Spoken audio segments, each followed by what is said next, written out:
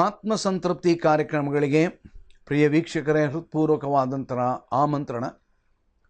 ನಿಮ್ಮಲ್ಲಿ ಅನೇಕರು ಕಳೆದಂಥ ದಿವಸಗಳಲ್ಲಿ, ತಿಂಗಳುಗಳಲ್ಲಿ ಪವಿತ್ರಾತ್ಮನ ಕುರಿತಾಗಿ ಅನೇಕ ಸತ್ಯಗಳನ್ನು ಕೇಳ್ತಾ ಬಂದಿದ್ದೀರಿ. ನಿಮ್ಮಲ್ಲಿ ಅನೇಕರು ನಮಗೆ ಕರೆ ಮಾಡಿದ್ದೀರಿ. ಬೇರೆ ಬೇರೆ ಸಂದರ್ಭಗಳಲ್ಲಿ ವೈಯಕ್ತಿಕವಾಗಿ ಸಿಕ್ಕಿದಾಗಲೂ ಕೂಡ ನೀವು ನನ್ನ ಜೊತೆಯಲ್ಲಿ ಮಾತನಾಡಿದ್ದೀರಿ. ಮಾತ್ರವಲ್ಲದೆ ನಿಮ್ಮಲ್ಲಿ ಅನೇಕರು ಇದಕ್ಕೆ ಸಂಬಂಧಪಟ್ಟಂಥ ಆ DVD ನೀವು ಕೇಳಿದ್ದೀರಿ. ಮುಂದಿನ ದಿನಗಳಲ್ಲಿ ನಾವು ದೇವರು ನಮಗೆ ಇದಕ್ಕೆ ಸಂಬಂಧಪಟ್ಟಂಥ ಎಲ್ಲ ಅನುಕೂಲತೆಗಳನ್ನು ಮಾಡಿದಾಗ, ದೇವರು ಕೊಟ್ಟಂಥ ವೇಳೆಯಲ್ಲಿ ನಾವು ಅದರ ಎಲ್ಲ DVDಗಳನ್ನು ನಾವು ಸಪ್ಲೈ ಮಾಡುವುದಕ್ಕೆ ನಾವು ಪ್ರಯತ್ನಿಸ್ತೇವೆ. ನೀವು ನಮಗೋಸ್ಕರವಾಗಿ ಪ್ರಾರ್ಥಿಸಿರಿ. ಮತ್ತು ಈ ಒಂದು ಕಾರ್ಯಕ್ರಮಗಳ ಮೂಲಕವಾಗಿ ದೇವರು ನಿಮಗೆ ಆಶೀರ್ವಾದವನ್ನು ಕೊಟ್ಟದ್ದಾಗಿದ್ದರೆ ದಯಮಾಡಿ ನಮಗೆ ಕರೆ ಮಾಡಿರಿ, ನಮಗಾಗಿ ಪ್ರಾರ್ಥನೆ ಮಾಡಿರಿ. ಈಗ ನಾವು ಈ ವಾಕ್ಯ ಭಾಗವನ್ನು ಕಲಿಯುವ ಮೊದಲು ನಮ್ಮ ತಲೆಗಳನ್ನು ಬಾಗಿಸಿ ನಾವು ಪ್ರಾರ್ಥಿಸೋಣ. ಭೂಮಿ ಆಕಾಶಗಳನ್ನು ನಿರ್ಮಾಣ ಮಾಡಿದ ಪರಲೋಕದ ನಮ್ಮ ತಂದೆಯಾದ ದೇವರೇ, ಈ ದಿವಸದಲ್ಲಿ ಕರ್ತನೆ, ನಿನ್ನ ವಾಕ್ಯದ ಸತ್ಯಗಳನ್ನು ನಾವು ಕೇಳುವುದು ಮಾತ್ರವೇ ಅಲ್ಲ, ನಿನ್ನ ವಾಕ್ಯಕ್ಕೆ ವಿಧೇಯತೆಯನ್ನು ತೋರಿಸುವಂತೆ ಕೃಪೆ ಮಾಡು ಸ್ವಾಮಿ. ನೀ ನಮ್ಮನ್ನು ವಿಶೇಷವಾಗಿ ಆಶೀರ್ವದಿಸು. ನಮ್ಮ ನಿನ್ನ ಹಸ್ತಗಳಿಗೆ ನಾವು ಕೊಟ್ಟಿದ್ದೇವೆ. ಪ್ರಿಯ ವೀಕ್ಷಕರನ್ನು ಕರುಣಿಸು. ನಿನ್ನ ವಾಕ್ಯದ ಸತ್ಯದ ಆಳಕ್ಕೆ ನಮ್ಮನ್ನು ನೆಲೆಗೊಳಿಸೆಂಬುದಾಗಿ ಪ್ರಾರ್ಥಿಸ್ತೇವೆ. ಯೇಸು ಕ್ರಿಸ್ತನ ಅಮೂಲ್ಯವಾದ ನಾಮದಲ್ಲಿ ನಮ್ಮ ಪ್ರಾರ್ಥನೆಯನ್ನು ಕೇಳಿದ್ದಕ್ಕಾಗಿ ನಿನಗೆ ಸ್ತೋತ್ರವಾಗಲಿ ಸ್ವಾಮಿ. ಆಮೇನ್. ದೇವರ ಪವಿತ್ರಾತ್ಮನ ಲಕ್ಷಣದಲ್ಲಿ ಬಹಳ ಅಮೂಲ್ಯವಾದಂಥ ಒಂದು ಲಕ್ಷಣ ಏನಂತ ಹೇಳಿದ್ರೆ ಒಳ್ಳೆಯತನ, ಗುಡ್ನೆಸ್. ನಮ್ಮ ಜೀವನದಲ್ಲಿ ಕಂಡು ಬರಬೇಕಾದಂಥ ಪವಿತ್ರಾತ್ಮನ ಒಂದು ಬಹಳ ಒಂದು ಅಮೂಲ್ಯವಾದಂಥ ಒಂದು ಲಕ್ಷಣ ಇದಾಗಿದೆ, ಗುಡ್ನೆಸ್. ನಾವು ಮತ್ತಾಯನ ಸುವಾರ್ತೆಯನ್ನು ತೆಗೆದು ನೋಡುವಾಗ 5ನೇ ಅಧ್ಯಾಯದಲ್ಲಿ 41ನೇ ವಚನ, ನಮ್ಮ ರಕ್ಷಕನಾದಂಥ ಯೇಸು ಕ್ರಿಸ್ತನು ಒಂದು ಬೋಧನೆಯನ್ನು ಆತನ ಮುಂದಕ್ಕೆ ತರುವುದನ್ನು ನಾವು ನೋಡ್ತೇವೆ. ಅದನ್ನು ಓದೋಣ. ನಾವು 40ನೇ ವಚನ, 39ನೇ ವಚನದಲ್ಲಿ ನಾನು ಓದ್ತೇನೆ. ಆದರೆ ನಾನು ನಿಮಗೆ ಹೇಳುವುದೇನೆಂದರೆ, ಕೆಡುಕನನ್ನು ಎದುರಿಸಬೇಡ. ಒಬ್ಬನು ನಿನ್ನ ಬಲಗೆನ್ನೆಯ ಮೇಲೆ ಹೊಡೆದರೆ ಅವನಿಗೆ ಮತ್ತೊಂದು ಕೆನ್ನೆಯನ್ನು ಒಡ್ಡು. ನಿನ್ನ ಸಂಗಡ ವ್ಯಾಜ್ಯ ಮಾಡಿ ನಿನ್ನ ಒಳಂಗಿಯನ್ನು ತಕ್ಕೊಳ್ಳಬೇಕೆಂದಿರುವವನಿಗೆ ಮೇಲಂಗಿಯನ್ನು ಬಿಡು. ಒಬ್ಬನು 1 ಮೈಲು ದೂರ ಬಾ ಎಂದು ನಿನ್ನನ್ನು ಬಿಟ್ಟು ಹಿಡಿದರೆ ಅವನ ಸಂಗಡ 2 ಮೈಲು ಹೋಗು. ನಿನ್ನನ್ನು ಬೇಡುವವನಿಗೆ ಕೊಡು. ನಿನ್ನಲ್ಲಿ ಕಡಾಯಿಸಿಕೊಳ್ಳಬೇಕೆಂದು ಬಂದವನಿಗೆ ಮುಖ ತಿರುವಿಕೊಳ್ಳಬೇಡ ಎಂಬುದಾಗಿ. ಈ ವಿಚಾರಗಳನ್ನು ಆಲೋಚನೆ ಮಾಡುವಾಗ ಈ ಒಂದು ಸ್ವಭಾವ ಉಳ್ಳಂಥ ಒಬ್ಬ ವ್ಯಕ್ತಿಯನ್ನು ನಾನು ಏನಂತ ಹೇಳ್ಬೋದು ಹೇಳ್ರಿ? ಈಗ ನೀವು ಉತ್ತರ ಕೊಡಬಲ್ರಿ. ಈ ಒಬ್ಬ ವ್ಯಕ್ತಿಯನ್ನು ಇಂಥ ಒಂದು ಸ್ವಭಾವ ಉಂಟು. ಏನಂತ ಸ್ವಭಾವ? ಸ್ವಾಮಿ ಏನು ಹೇಳಿದ್ದು? ಕೆಡುಕನನ್ನು ಎದುರಿಸಬೇಡ. ಕೆಡುಕನನ್ನು ಎದುರಿಸಬೇಡ. ಒಬ್ಬನು ಬಾಯಿಗೆ ಬಂದಾಗ ಮಾತಾಡ್ತಾ ಇದ್ದಾನೆ. ನಿನಗೆ ಕೆಡುಕು ಮಾಡಬೇಕೆಂದು ಏನೇನೋ ಹೇಳ್ತಾ ಇದ್ದಾನೆ. ಆದರೆ ನೀನು ಅದರ ಕುರಿತಾಗಿ ಮೌನವಾಗಿದ್ದೆ. ಒಬ್ಬನು ನಿನ್ನ ಬಲಗನ್ನೆಯ ಮೇಲೆ ಹೊಡೆದ್ರೆ ಅವನಿಗೆ ಮತ್ತೊಂದು ಕೆನ್ನೆಯನ್ನು ಒಡ್ಡು. ಅಂದರೆ ಅರ್ಥ ಏನು? ನಿನ್ನ ಕೆನ್ನೆಗೆ, ಬಲ ಕೆನ್ನೆಗೆ ಒಬ್ಬನು ಹೊಡೆದ್ರೆ ಎಡ ಕೆನ್ನೆಯನ್ನು ಸಹ ನೀನು ಅವನಿಗೆ ತೋರಿಸು ಎಂಬುದಾಗಿ ಹೇಳಿದರೆ ಅರ್ಥ ಏನು? ಅಂದರೆ ಆ ದೀನತೆ ನಮ್ಮಲ್ಲಿರಬೇಕು. ನೋಡ್ರಿ, ಮನುಷ್ಯನ ಸ್ವಭಾವ ಏನು? ಒಂದು ಪೆಟ್ಟು ಕೊಟ್ಟರೆ ಇನ್ನೊಂದು ಪೆಟ್ಟು ಕೊಡುವಂಥದ್ದು ಅದು ನೈಸರ್ಗಿಕವಾದಂಥ ಲಕ್ಷಣ. It is human. ಮನುಷ್ಯನ ಪಾಪದ ಸ್ವಭಾವದಲ್ಲಿ ಬಂದಿರತಕ್ಕಂಥ ಒಂದು ಲಕ್ಷಣ ಏನು? ಅವನು ನನಗೆ ಪೆಟ್ಟು ಕೊಟ್ಟ, ನಾನೊಂದು ಪೆಟ್ಟು ಕೊಟ್ಟೆ. ಲೌಕಿಕವಾದ ದೃಷ್ಟಿಯಲ್ಲಿ ನಾವು ಅದಕ್ಕೇನು ಹೇಳ್ತೇವೆ, ಅದು ನ್ಯಾಯ, ಅದು ಜಸ್ಟಿಸ್. ಅವನು ಹೊಡೆದ, ನಾನು ಹೊಡೆದೆ. ಅವನು ಕೆಟ್ಟದ್ದು ಮಾಡಿದ, ನಾನು ಕೆಟ್ಟದ್ದು ಮಾಡಿದೆ. ಆಮೇಲೆ ಮುಂದೆ ಏನು ಹೇಳ್ತಾನೆ, ನಿನ್ನ ಸಂಗಡ ವ್ಯಾಜ್ಯವಾಡಿ ನಿನ್ನ ಒಳಂಗಿಯನ್ನು ತಕ್ಕೊಳ್ಳಬೇಕೆಂದಿರುವವನಿಗೆ ಮೇಲಂಗಿಯನ್ನು ಬಿಟ್ಟು ಬಿಡು. ಅಂದರೆ ನಿನ್ನೊಡನೆ ಜಗಳ ಮಾಡುವಂಥದ್ದಕ್ಕೆ ಅವನು ಕಾಲ್ ಕೆರೀತಾ ಇರ್ತಾನೆ. ಏನು ಬೇಕಾದರೂ ಮಾಡಿ ನಿನ್ನಿಂದ ಆ ವಸ್ತುವನ್ನು ತಕ್ಕೊಳ್ಳಬೇಕು. ಏನು ಮಾಡಬೇಕೀಗ? ಅವನೊಟ್ಟಿಗೆ ಫೈಟ್ ಮಾಡೋಣ? ಸ್ವಾಭಾವಿಕವಾದಂಥ ಒಂದು ಪ್ರತಿಕ್ರಿಯೆ ಮನುಷ್ಯನಿಗೆ, ನಾನು ಯಾಕೆ ಬಿಟ್ಟುಕೊಡ್ಬೇಕು? ಅದು ನನ್ನದು. ಆದರೆ ಸ್ವಾಮಿ ಹೇಳಿದ್ದು, ನಿನ್ನ ಮೇಲಂಗಿಯನ್ನು ಸಹ ನೀನು ಬಿಟ್ಟುಬಿಡು. ಒಬ್ಬನು 1 ಮೈಲು ದೂರ ಬಾ ಎಂದು ನಿನ್ನನ್ನು ಬಿಟ್ಟು ಹಿಡಿದರೆ ಅವನ ಸಂಗಡ 2 ಮೈಲು ಹೋಗೋ. ಸ್ವಲ್ಪ ಬಾಪ 1 mile, be ready to go the 2nd mile also. ಇಷ್ಟೆಲ್ಲ ವಿವರಣೆಯನ್ನು ಯೇಸು ಸ್ವಾಮಿ ಕೊಟ್ಟಾಗ ಇಂಥ ಒಂದು ರೀತಿಯಲ್ಲಿ ನಡ್ಕೊಳ್ಳುವಂಥ ವ್ಯಕ್ತಿಯನ್ನು ನಾವು ಏನಂತ ಹೇಳಬಹುದು? 2 ಶಬ್ದ ಉಂಟು, ಕೆಟ್ಟ ಮನುಷ್ಯ, ಒಳ್ಳೆಯ ಮನುಷ್ಯ. ಈ ರೀತಿಯಾಗಿ ಮಾಡತಕ್ಕವನನ್ನು ಕೆಟ್ಟವನಂತ ಹೇಳಲಿಕ್ಕೆ ಮನಸ್ಸು ಬರ್ತದ, ಒಳ್ಳೆಯವನಂತ ಹೇಳಲಿಕ್ಕೆ ಮನಸ್ಸು ಬರ್ತದೆ.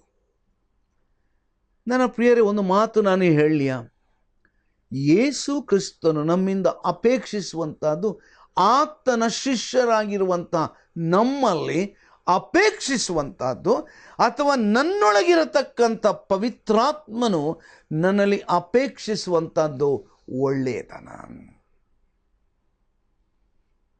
ದೇವರ ವಾಕ್ಯದಲ್ಲಿ ಅನೇಕ ವಚನಗಳನ್ನು ನಾವು ನೋಡಬಹುದು. ಒಳ್ಳೆತನದಿಂದ ಕೆಟ್ಟತನವನ್ನು ನಾವೇನು ಮಾಡಬೇಕಂತೆ? ಜಯಿಸಬೇಕು. ನಾವು ಕೆಟ್ಟತನವನ್ನು ಜಯಿಸಬೇಕಾದ್ರೆ ಕೆಟ್ಟದ್ದು ಮಾಡೋದ್ರಿಂದ ಜಯಿಸಲಿಕ್ಕೆ ಆಗೋದಿಲ್ಲ.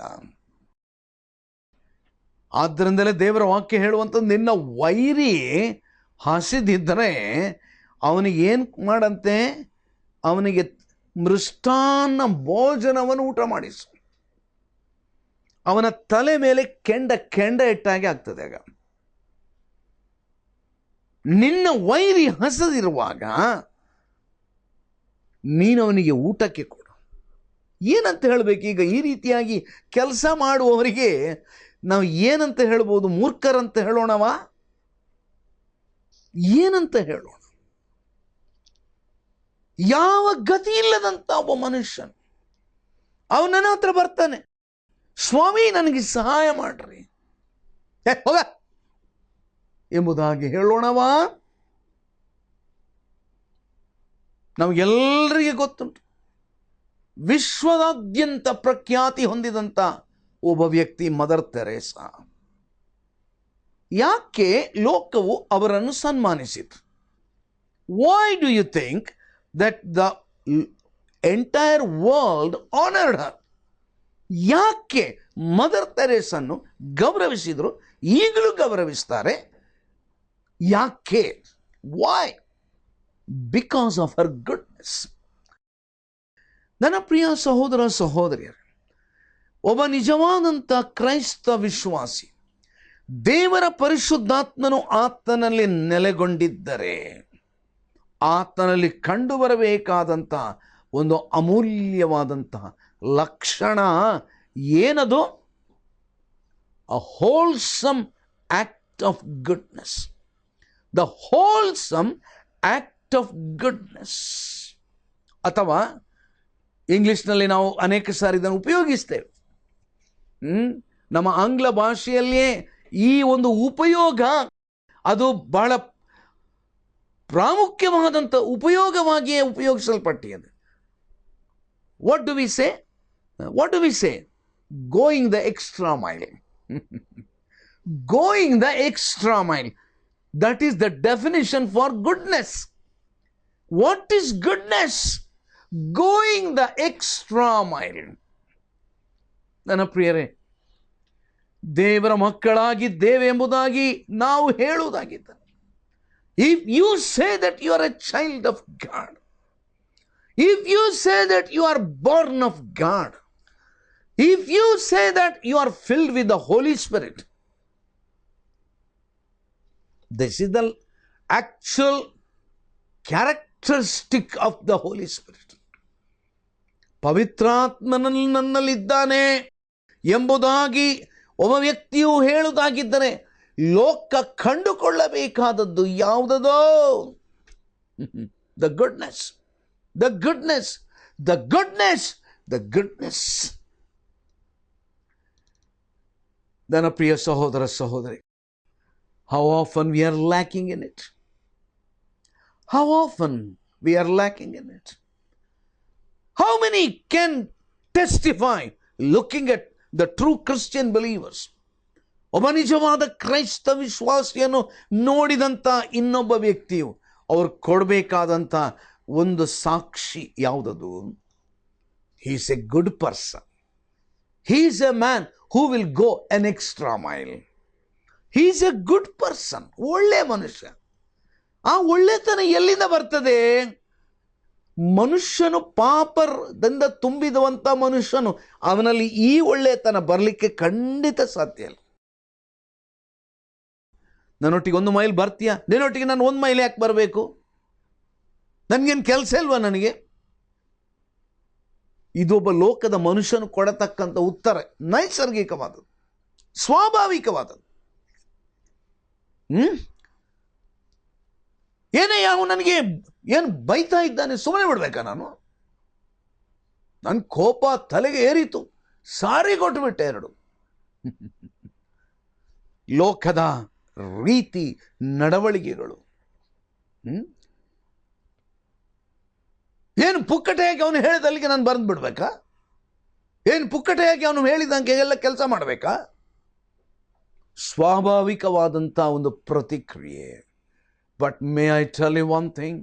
If you are truly born of the Spirit of God, ದೇವರ ಪವಿತ್ರಾತ್ಮನಿಂದ ನೂತನ ಜನ್ಮವನ್ನು ಪಡೆದವನಾಗಿದ್ದರೆ, ದೇವರಾತ್ಮನ ಲಕ್ಷಣ ಇದು ನಿನ್ನಲ್ಲಿ ಕಂಡು ಬರುವಂತಹದ್ದಾಗಿದೆ. How we need to examine ourselves.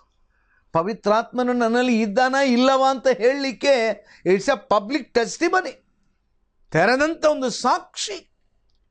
ಯಾವಾಗ ಈ ಲಕ್ಷಣ ನಿಮ್ಮಲ್ಲಿ ಇಲ್ವಾ? ಭಕ್ತನಾದ ಪೌಲನು ಕೇಳ್ತಾನಲ್ಲ ಗಲಾತ್ಯದವರಿಗೆ, examine yourself whether you are in the faith. ನೀವು ನಂಬಿಕೆಯಲ್ಲಿ ಇದ್ದೀರಾ ಇಲ್ಲವಂತ ಪರೀಕ್ಷೆ ಮಾಡಿಕೊಳ್ಳ್ರಿ. ಅನೇಕ ಸಾರಿ ದೇವ ಜನರೆಂಬುದಾಗಿ ಹೇಳಿಕೊಳ್ತಾರೆ, ಕ್ರೈಸ್ತರೆಂಬುದಾಗಿ ಹೇಳಿಕೊಳ್ತಾರೆ, ಕ್ರೈಸ್ತ ವಿಶ್ವಾಸಿಗಳೆಂಬುದಾಗಿ ಹೇಳ್ತಾರೆ, ಬಿಲೀವರ್ಸ್ ಎಂಬುದಾಗಿ ಹೇಳಿಕೊಳ್ತಾರೆ. ಆದರೆ ಪವಿತ್ರಾತ್ಮನ ಪ್ರಾಮುಖ್ಯವಾದಂಥ ಈ ಒಂದು ಲಕ್ಷಣ, the spirit of goodness, the wholesome act, the act of goodness, it is not found in them. Can people trust you? ಇತರರು ನಿನ್ನನ್ನು ಮತ್ತು ನನ್ನನ್ನು ಆತುಕೊಳ್ಳಬಹುದೋ? ಇತರರು ನನ್ನನ್ನು ನಿನ್ನನ್ನು ಆ ಒಂದು ಶಿಸ್ತಿನ ಜೀವನಕ್ಕೆ ನನ್ನನ್ನು ನಮ್ಮನ್ನು ಅವರು ಪ್ರಶಂಸೆ ಮಾಡಬಹುದಾ? that goodness, that good character, helping others. Can you be honestly called by the people that you are truly a good Samaritan? ಒಳ್ಳೆ ಸಮಾರ್ಯದವನ ಹಾಗೆ ನೀನಿದ್ದಿ ಎಂಬಂತ ಒಂದು ಸಾಕ್ಷಿ ದೇವರ ಮಕ್ಕಳ ಕುರಿತಾಗಿ ಕೊಟ್ಟರೆ, ನಾನು ನೆನೆಸ್ತಾನೆ ನಮ್ಮ ದೇಶದಲ್ಲಿ ಅದ್ಭುತವಾದಂಥ ಮಾರ್ಪಾಟವಾಗ್ತದೆ. ಓ ನನ್ನ ಪ್ರಿಯ ದೇವರ ಮಕ್ಕಳೇ, ಪವಿತ್ರಾತ್ಮನಿಂದ ನಾನು ತುಂಬಲ್ಪಟ್ಟಿದ್ದೇನೆ ಎಂಬುದಾಗಿ ಹೇಳತಕ್ಕಂಥ ಯಾರಾಗರು ಈ ಒಂದು ಒಳ್ಳೆಯತನ ನಮ್ಮಲ್ಲಿ ಕಂಡು ಬಾರದಿದ್ದರೆ, better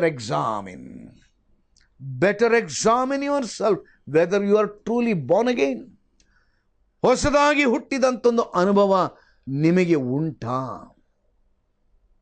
ಆಮೇಲೆ ನಾವು ಕೊರಿಂಥದವರಿಗೆ ಬರೆದಂಥ ಪತ್ರಕ್ಕೆ ಬರುವಾಗ ಅಲ್ಲಿ ಇನ್ನೊಂದು ಸತ್ಯವನ್ನು ನಾವು ಅಲ್ಲಿ ನೋಡ್ತೇವೆ. ನಾವು ಕೊರಿಂಥದವರಿಗೆ ಬರೆದಂಥ ಮೊದಲನೇ ಪತ್ರ 4ನೇ ಅಧ್ಯಾಯ 21ನೇ ವಚನ. ಭಕ್ತನಾದಂಥ ಪೌಲನು ಆತನು ಏನು ಹೇಳ್ತಾ ಇದ್ದಾನೆ ನೋಡ್ರಿ. ನಿಮ್ಮ ಇಷ್ಟ ಏನು? ಬೆತ್ತ ತೆಗೆದುಕೊಂಡು ನಿಮ್ಮ ಬಳಿಗೆ ಬರಲೋ, ಪ್ರೀತಿಯಿಂದಲೂ ಸೌಮ್ಯ ಭಾವದಿಂದಲೂ ಕೂಡಿದವನಾಗಿ ಬರಲೋ?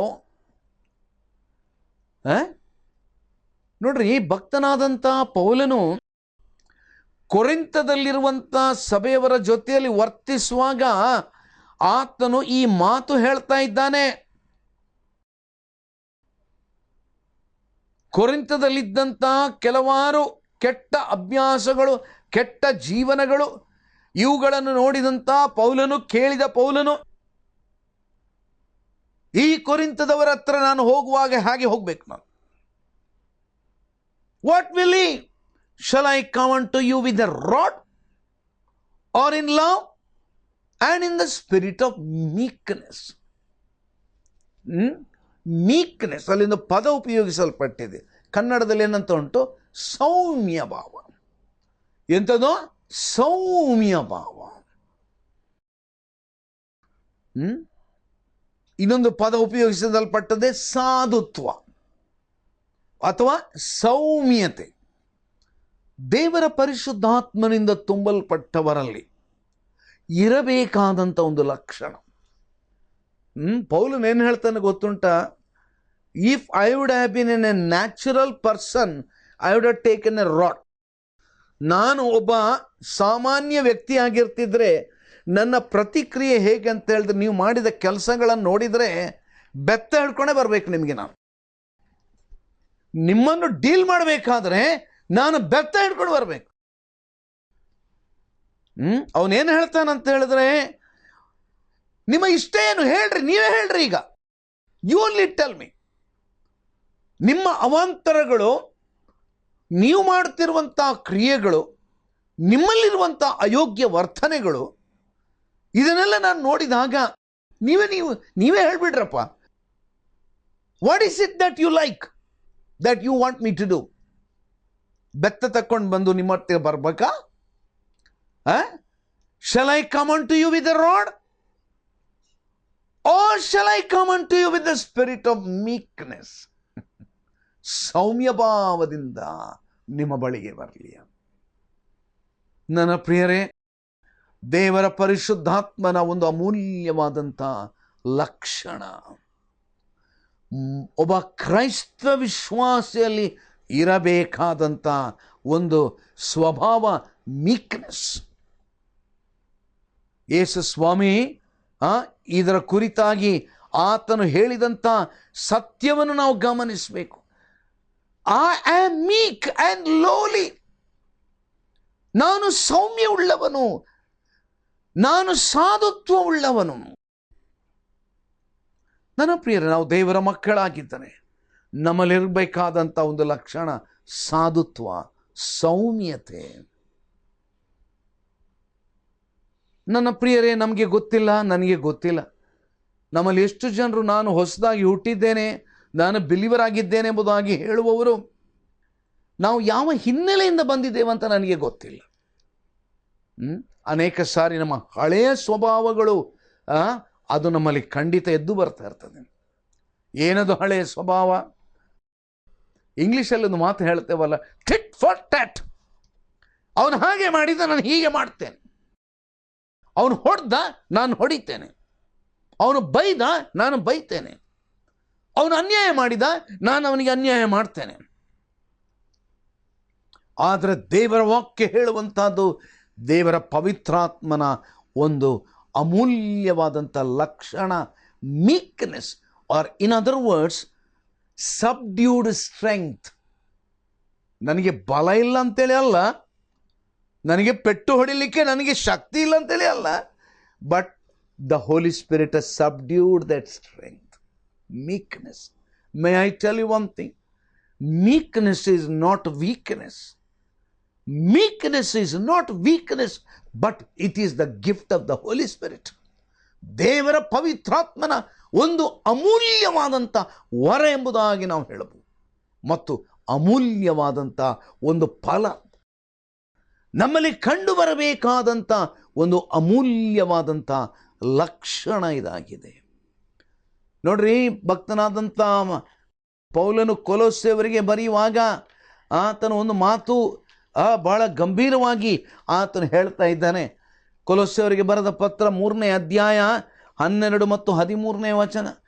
ಹೀಗಿರಲಾಗಿ ನೀವು ದೇವರಿಂದ ಆರಿಸಿಕೊಂಡವರು, ಪ್ರತಿಷ್ಠಿತರು, ಪ್ರಿಯರು ಆಗಿರುವುದರಿಂದ ಕನಿಕರ, ದಯೆ, ದೀನಭಾವ, ಸಾತ್ವಿಕತ್ವ, ದೀರ್ಘಶಾಂತಿ ಎಂಬ ಸದ್ಗುಣಗಳನ್ನು ಧರಿಸಿಕೊಳ್ಳಿರಿ. ನೋಡ್ರಿ, ಆ ಸಾತ್ವಿಕತ್ವ, ದೀನತೆ ನಮ್ಮಲ್ಲಿ ಇದ್ದರೆ ಮತ್ತೊಬ್ಬನ ಮೇಲೆ ತಪ್ಪು ಹೊರಿಸುವುದಕ್ಕೆ ಕಾರಣವಿದ್ದೋ, ತಪ್ಪು ಹೊರಿಸದೆ ಒಬ್ಬರಿಗೊಬ್ಬರು ಸೈರಿಸಿಕೊಂಡು ಕ್ಷಮಿಸಿರಿ, ಯಾಕೆ ಕರ್ತನು ನಿಮ್ಮನ್ನು ಕ್ಷಮಿಸಿದ್ದಾನಲ್ಲ. ನನ್ನ ಪ್ರಿಯರೇ, ದೇವರ ಪವಿತ್ರಾತ್ಮನ ಒಂದು ಫಲ ನಮ್ಮ ಜೀವನದಲ್ಲಿ ಕಂಡುಬರಬೇಕಾದದ್ದು ಸಾಧುತ್ವ, ಎ ಸಬ್ಡ್ಯೂಡ್ ಸ್ಟ್ರೆಂಗ್ತ್. ನನ್ನಲ್ಲಿ ಬಲ ಇಲ್ಲ ಅಂತ ಹೇಳಲ್ಲ, ಬಲ ಉಂಟು, ಆದರೆ ಆ ಬಲವನ್ನು ನಾನು ತಗ್ಗಿಸಿಕೊಂಡಿದ್ದೆ.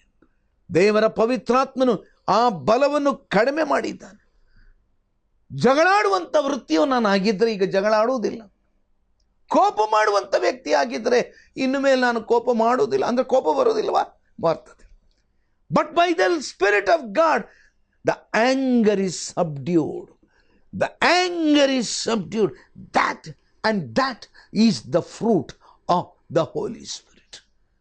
Oh, my dear brothers, my dear sisters, today as we are concluding this study, how many of us would like to say, Lord, I would like to have this spirit and this fruit in my life.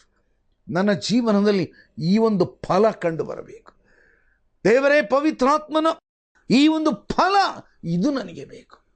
ಹೌದು, ಜನರು ನನ್ನಲ್ಲಿ ನೋಡುವಾಗ, ಜನರು ನನ್ನನ್ನು ಗಮನಿಸುವಾಗ ನನ್ನಲ್ಲಿ ಕಂಡು ಬರಬೇಕಾದಂಥ ಒಂದು ಪ್ರಾಮುಖ್ಯವಾದಂಥ ಸತ್ಯಾಂಶ ಏನಂತ ಹೇಳಿದರೆ, ನನ್ನಲ್ಲಿ ಆ ದೀನತೆ, ಆ ಒಂದು ಸಾಧುತ್ವ, ಆ ಒಂದು ವಿಶೇಷವಾದಂಥ ದೀನತೆಯ ಒಂದು ಹೃದಯ. ನನ್ನ ಪ್ರಿಯ ಸಹೋದರ ಸಹೋದರಿಯರೇ, ಪರಿಶುದ್ಧಾತ್ಮನ ಒಂದು ಫಲ, ಪರಿಶುದ್ಧಾತ್ಮನು ನಮ್ಮಲ್ಲಿ ಬಂದಾಗ, ಪರಿಶುದ್ಧಾತ್ಮನು ನಮ್ಮನ್ನು ತನ್ನ ಹತೋಟಿಗೆ ತಕ್ಕೊಂಡಾಗ ನಮ್ಮಲ್ಲಿ ಕಂಡುಬರತಕ್ಕಂಥ ಅಮೂಲ್ಯವಾದಂಥ ಫಲ ಇದಾಗಿದೆ. ಆದ್ದರಿಂದ ಈ ಫಲವನ್ನು ನಾವು ನಮ್ಮಲ್ಲಿ ನಿರೀಕ್ಷಿಸೋಣ. ಇದನ್ನು ನೋಡಿದಂಥ ಜನರು, ಇದನ್ನು ನಿನ್ನಲ್ಲಿ ಮತ್ತು ನನ್ನಲ್ಲಿ ಜನರು ನೋಡುವಾಗ, ಹೌದು, ಯೇಸುವಿನ ಬಳಿಗೆ ಅವರು ಆಕರ್ಷಿತರಾಗುವರು. ಹೌದು, ಇವರು ದೇವರ ಜನರು, ಇವರು ಭಕ್ತಿವಂತರು, ಇವರು ನೀತಿವಂತರು, ಇವರು ಸದ್ಗುಣವುಳ್ಳವರು, ಇವರು ಸಾಧುತ್ವವುಳ್ಳವರು, ಇವರಲ್ಲಿ ಇಂಥ ಒಂದು ಒಳ್ಳೆಯ ಲಕ್ಷಣ ಉಂಟು, ನಾನು ಕೂಡ ಹಾಗೆ ಆಗಬೇಕು ಎಂಬಂಥ ಒಂದು ಬಯಕೆಯನ್ನು ದೇವರ ಪವಿತ್ರಾತ್ಮನು ಇತರರಲ್ಲಿ ಆತನು ಹುಟ್ಟಿಸ್ತಾನೆ. ಆದ್ದರಿಂದ ಈ ಒಂದು ಫಲ ಅದು ನಮ್ಮಲ್ಲಿ ಕಂಡುಬರುವಂತೆ ನಮ್ಮನ್ನು ಪವಿತ್ರಾತ್ಮನಿಗೆ ನಾವು ಒಪ್ಪಿಸಿಕೊಡೋಣ. ನಮ್ಮ ತಲೆಗಳನ್ನು ಬಾಗಿಸಿ ಪ್ರಾರ್ಥನೆ ಮಾಡೋಣ.